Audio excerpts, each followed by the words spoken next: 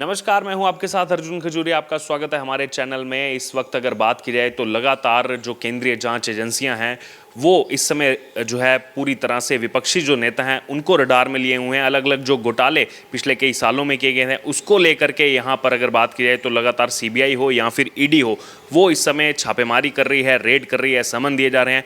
और अगर बात की जाए यहाँ पर बिहार के पूर्व मुख्यमंत्री लालू यादव जो कि रेलवे मिनिस्टर भी रहे, उनका रेलवे मिनिस्टर रहते हुए एक कुछ समय का घोटाला है 2004 से 2009 का, जो है नौकरी के बदले ज़मीन घोटाला। और इसी मुद्दे पर बातचीत करने के लिए हमारे साथ मौजूद हैं एडवोकेट पीयूष पुष्कर, जो कि खुद उसी बिहार की ज़मीन से आते हैं। आइए उनसे बात करेंगे। सबसे पहले अगर बात की जाए तो ईडी ने जो कल बड़ी छापेमारी इसमें की है, 1900 अमेरिकी डॉलर मिलना, उसके अलावा जो है 53 लाख रुपए कैश मिलना, 2 किलो सोना मिलना, 24 ठिकानों पर एक साथ रेड की जाती है, क्या कहेंगे इस पर? अर्जुन जी, सबसे पहले तो आपको इस इंटरव्यू के लिए बहुत बहुत धन्यवाद, मुझे बुलाने के लिए बहुत बहुत धन्यवाद। देखिए, लालू यादव का पूरा साम्राज्य जो ये खड़ा हुआ है वो भ्रष्टाचार के बेस पे खड़ा है। और यह आज कोई हम लोगों के लिए आश्चर्यजनक नहीं है, हो सकता है पूरे देश के लिए आश्चर्यजनक हो, बिहार के किसी भी व्यक्ति के लिए आश्चर्यजनक नहीं है। बिहार में जितनी भी समस्याएं हैं, अगर 90s के बाद से देखें, वो विकराल मुंह वाए खड़ी है। और एक दो परिवार जो है वो उससे भरा पूरा है। जो करप्शन हुआ है, जो माफिया राज चला है, जो गुंडागर्दी हुई है, जो आतंक का माहौल रहा है, तो इसीलिए मुझे लगता है कि जो अगर आपने पाप किया है उसका प्रायश्चित तो आपको करना पड़ेगा, देर ही सही। लेकिन अब इसमें इन्वेस्टिगेशन हो रहा है, निश्चित रूप से इसको नए आयाम तक पहुँचाया जाएगा। अगर यहाँ पर बात की जाए, आप पेशे से वकील भी हैं, केवल लालू यादव ही नहीं, उनके परिवार के इतने इसमें लोग हैं, उनके खुद बेटे तेजस्वी यादव, पत्नी राबड़ी देवी, वो भी पूर्व में मुख्यमंत्री रही हैं, पूरे के पूरे रिश्तेदार हों या फिर उनके परिवार वाले हों, सब पर जो है शिकंजा इसमें कसा जा रहा है। स्वाभाविक है।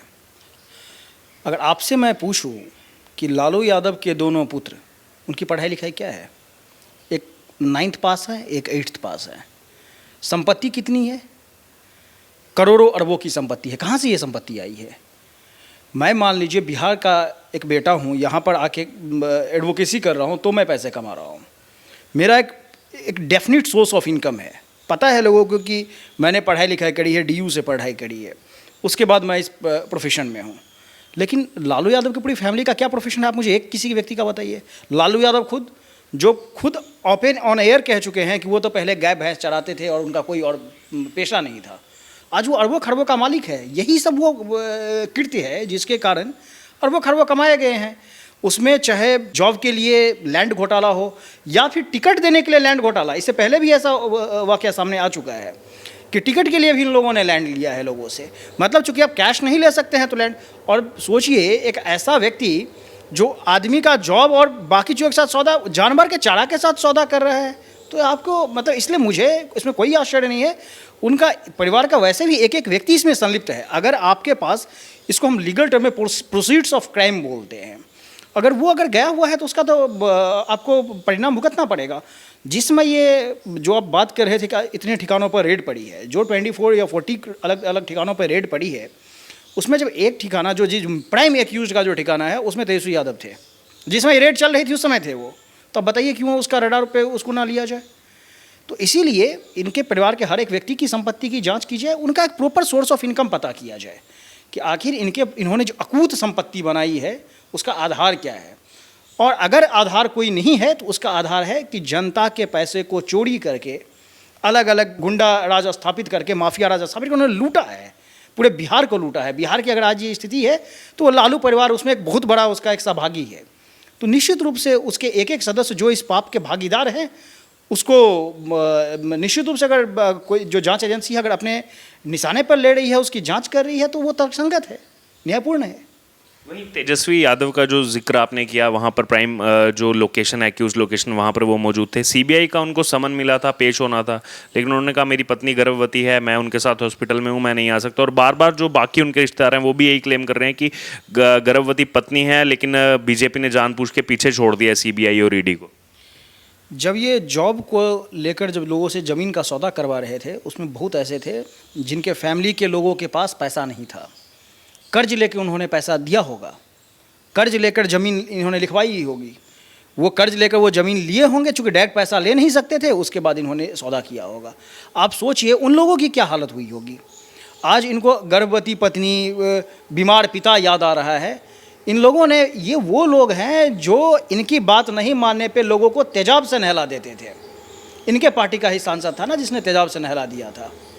तो ये वो लोग हैं, और आज इनको अपने पे दया आ रही है कि कोई गर्भवती है। देखिए, कानून सभी के लिए बराबर है। गर्भवती महिला को तो नहीं बुलाया जा रहा है, बुलाया तो उसको जा रहा है ना जो गर्भवती नहीं है। तो भाई आपको क्या जाने में दिक्कत है। और दूसरी बात, पत्नी को ध्यान रखने के लिए बहुत सारे लोग हैं, और ये तो वैसे वैसे हॉस्पिटल में ये लोग दिखवाते हैं जहाँ पर कि कोई आपको हेल्प करने की जरूरत ही नहीं है, क्योंकि सुपर स्पेशलिटी हॉस्पिटल में सब कुछ खुद ही वो अवेलेबल करवाते हैं, यहाँ तक कि अटेंडेंट भी होता है। तो कोई बात नहीं, आप इन्वेस्टिगेशन ज्वाइन कीजिए, उसके बाद जाइएगा घर पे, फिर आप देखिएगा। भाई ऐसा तो है नहीं कि 24 आवर आपको इन्वेस्टिगेशन के लिए बिठाया जा रहा है। 10-12 घंटे जो भी बिठाए जाएंगे, जितना आपको, चाहे आप जल्दी प्रश्न का जवाब देंगे तो जल्दी खत्म हो जाएगा। तो जाइए इन्वेस्टिगेशन ज्वाइन कीजिए, इसमें हताशा मचाने की क्या जरूरत है। जो आपने बीमार का भी जिक्र किया, मल्लिकार्जुन खड़गे कांग्रेस पार्टी के राष्ट्रीय अध्यक्ष हैं, वो यहाँ पर स्टेटमेंट देते हैं कि देखिए इतने इतने घंटों तक रेड चल रही है, लालू यादव बेचारे बीमार हैं, बुजुर्ग हो चुके हैं, लेकिन पीछे लगा दिया उनके। चोर चोर मौसेरे भाई, क्या है। ठीक जिस पार्टी के राष्ट्रीय अध्यक्ष हैं मल्लिकार्जुन खड़गे, और रबर स्टैम्प ही हैं, हम सभी को पता है, तो उनकी पार्टी की जो अघोषित राष्ट्रीय नेता और नेत्री हैं वो दोनों बेल पे हैं। तो अब उनके लिए भी वो ये चीज़ कह सकते हैं कि भाई एक उसमें बीमार है। क्या होता है, जब भी कभी ये आप ज़्यादा पाप करते हैं, पाप का घड़ा बढ़ता है, तो उससे आपको बहुत सारी समस्याएं झेलनी पड़ती है। मैं ये नहीं बोलता हूँ कि लोग बीमार नहीं पड़ते हैं, लेकिन हाँ, जिन लोगों का आपने है, जिन लोगों की ली है, वो तो पड़ेगा आपको।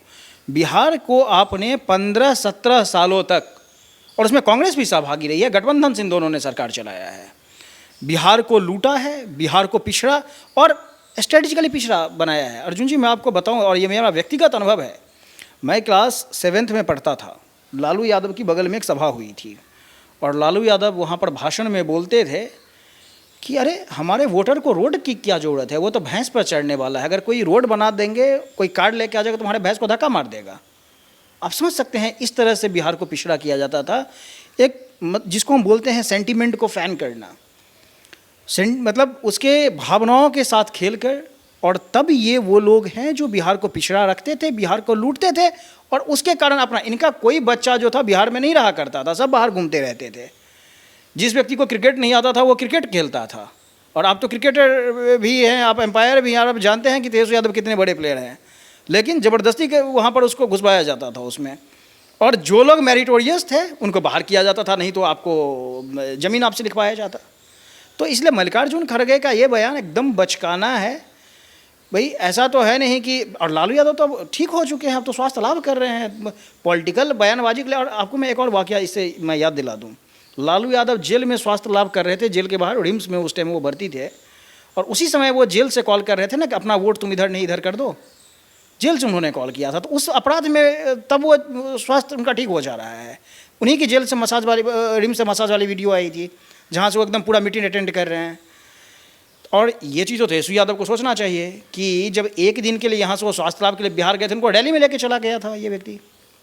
तो जब आपको पॉलिटिकल फ़ायदा लेने की बात हो, जब मीटिंग करने की बात हो, और मल्लिकार्जुन खड़गे 50 बार जाके ना मिले हैं कि जो पॉलिटिकल गठबंधन है उसको लेकर लालू यादव से, तो जब पॉलिटिकल बेनिफिट के लिए जब वो जा सकते हैं, मिल सकते हैं, तो इन्वेस्टिगेशन ज्वाइन करने में क्या दिक्कत है। भाई जाए इन्वेस्टिगेशन ज्वाइन करके, और वैसे भी वो जाएंगे वहाँ पर उनका प्रॉपर ख्याल रखा जाएगा।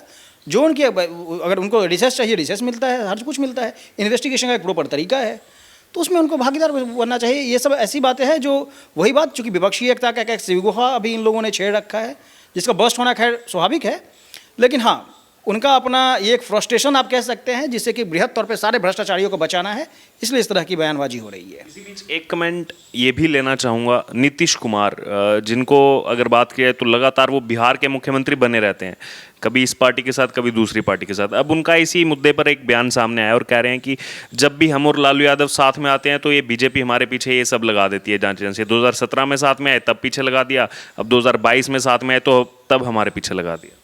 लालू यादव के खिलाफ ये सारे घोटाले कब आए थे?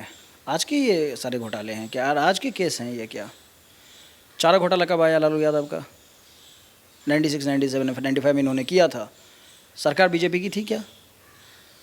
सरकार जब भी मतलब अगर मान लीजिए कि किसी ने भ्रष्टाचार किया है, उसकी जांच में कब तेजी आए या जांच कैसे कंप्लीट हो, क्या ये कोई गठबंधन का कोई व्यक्ति या उसके पार्टी का कोई व्यक्ति निर्धारित करेगा क्या? भाई जांच एजेंसी का अपनी एक प्रक्रिया है। दूसरी बात, एक और आपको महत्वपूर्ण मैं चीज़ बताता हूँ। जब आप आरोप लगाइए तो सारे विपक्षी दल कहेंगे कि आप जांच क्यों नहीं करवाते हैं, जांच क्यों नहीं करवाते हैं, और आप ये मनगढ़ंत आरोप लगाते हैं। जब जांच करवाइए तो बोलेंगे जांच क्यों करवाते हैं। तो भाई क्या करना है नहीं करना है फिर तो आप ही तो बता दो। दूसरी बात, नीतीश कुमार ऐसे व्यक्ति हैं, और उसी सिरे में एक और व्यक्ति है जो है अरविंद केजरीवाल। ये ऐसे व्यक्ति हैं जिन्होंने जनता के सामने खुद को सबसे बड़ा ईमानदार, सबसे स्वच्छ व्यक्ति बताया, राजनीति इन्होंने की और भरपूर उसका फ़ायदा उठाया।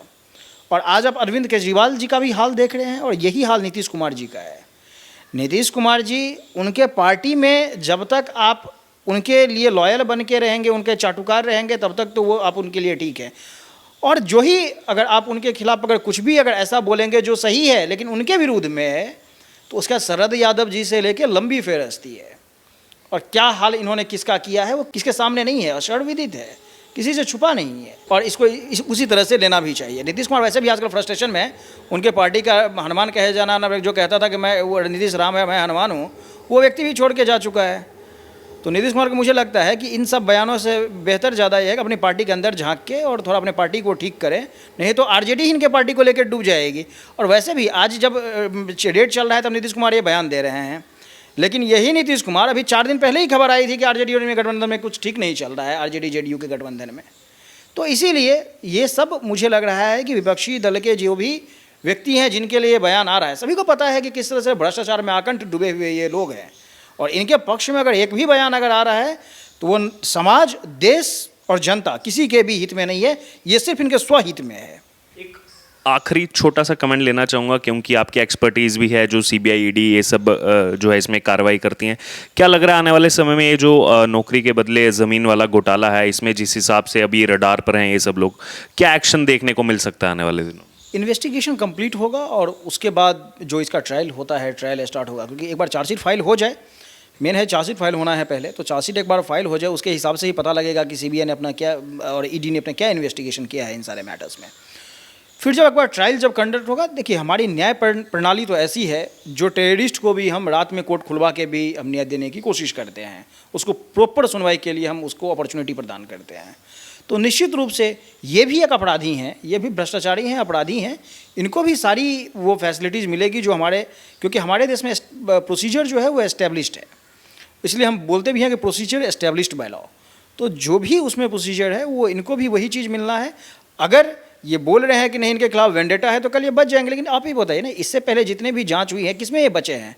कोर्ट ने इनको कन्विक्ट किया हुआ है, हर ये अलग अलग जेल में सज़ा काटे हैं, और उसके बाद फिर ये कोर्ट में बेल के लिए भी इन्होंने अप्लाई किया हुआ है, और बाद में ये रिलीज के लिए भी उन्होंने लगाया कि अब मेरा हाफ सेंटेंस पूरा हो गया तो मुझे रिलीज कर दो। तो हर जगह कन्विक्ट होकर अब बाद में कोर्ट के सामने अपना याचना लेके जा रहे हैं, और इसके बाद ये कहना कि वेंडेटा है, तो मुझे लग रहा है इससे बड़ा और हास्यास्पद क्या हो सकता है, और जनता के आंख में धूल झोंकने के से बड़ा और प्रयास क्या हो सकता है। तो ये थे हमारे साथ एडवोकेट पीयूष पुष्कर, जिन्होंने पूरे विस्तृत तरीके से जानकारी दी जो इस समय बिहार में राजनीति में भूचाल आया हुआ है, खास तौर पर नौकरी के बदले ज़मीन घोटाला है 2004 से 2009 का, जो आज कांग्रेस सवाल उठा रही है। लोग भी ये कह रहे हैं कि आप अपने समय में रहते हुए कार्रवाई कर सकते थे, एक्शन ले सकते थे, लेकिन कुछ नहीं किया गया। लेकिन आज जब जांच एजेंसियां इस पर कार्रवाई कर रही हैं तो यहाँ पर कहीं ना कहीं दर्द जो है वो लालू यादव की पार्टी आरजेडी के साथ साथ बाकी उनके साथ वाले जो दल हैं उनको भी देखने को मिल रहा है।